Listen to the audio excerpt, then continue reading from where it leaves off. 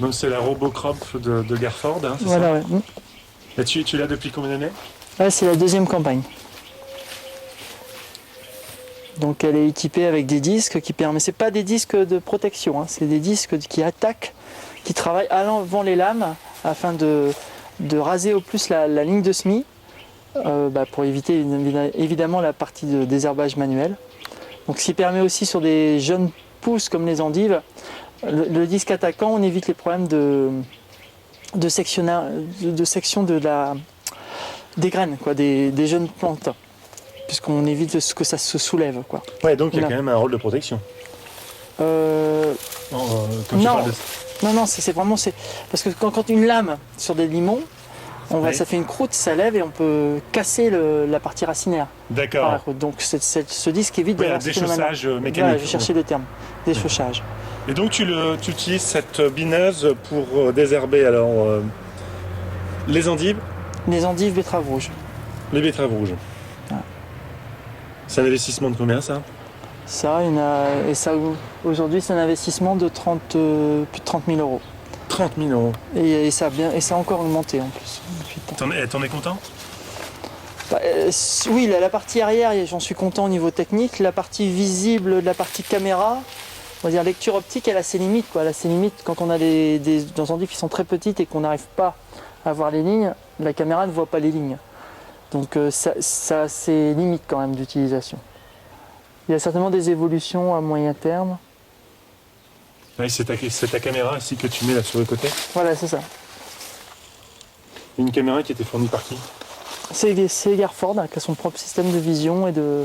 Après, il y a un écran dans le tracteur qui visualise la caméra. On voit se superposer les lignes.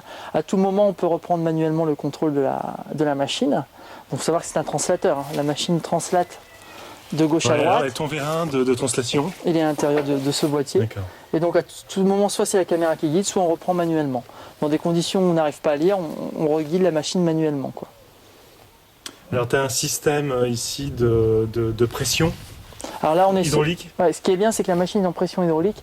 Ça assure vraiment une stabilité de la machine. Et dans des conditions même un peu sèches, elle rentre très bien. Et pourquoi c'est hydraulique? C'est surtout pour toujours garder la même hauteur de lecture de caméra. Parce qu'un ressort, ça bouge tout le temps. Tandis que là, on a toujours une stabilité de la machine. Donc le châssis est toujours à la même hauteur par rapport au sol. Ce qui fait qu'on a une précision de lecture de la caméra qui gagne en précision, quoi. Et autre élément, l'élément ne bouge pas du tout, quoi. Ça, c'est hyper bien. Qu'est-ce qui ne bouge pas? L'élément. Ah oui. À la main, on ne peut pas lever un élément. D'accord.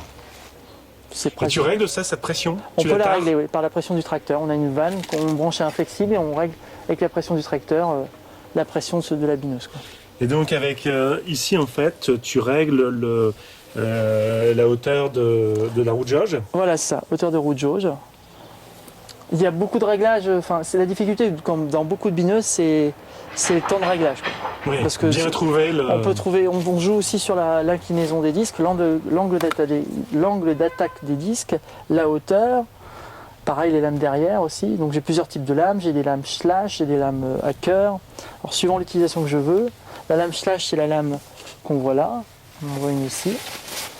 Moi, on appelle ça la lame slash, c'est une dent droite, qui est très intéressante parce qu'elle sectionne bien. Et après, sur des stades plus avancés, je préfère travailler, je mets à l'avant une lame slash et à l'arrière un cœur qui va me permettre de mieux arracher ou sectionner les adventices qui sont plus développés, quoi. Comme ça, avec le temps, on affine. Ça fait beaucoup de pièces d'usure, ça. Bon, c'est une machine qui passe quoi, 30 hectares par an? Enfin, plus que ça, non. En 3 passages, 70-80 hectares par an. Là, c'est la deuxième année, les lames, ça a l'air d'aller. Je pense que ça tiendra une troisième année. Bon, on va pas très vite, donc on n'a pas un Puis taux bon, c'est des d'usure. sols relativement limoneux. Voilà, on est en Donc, bonne terre, c'est quoi. pas, voilà, c'est des bonnes On terres. n'use pas trop.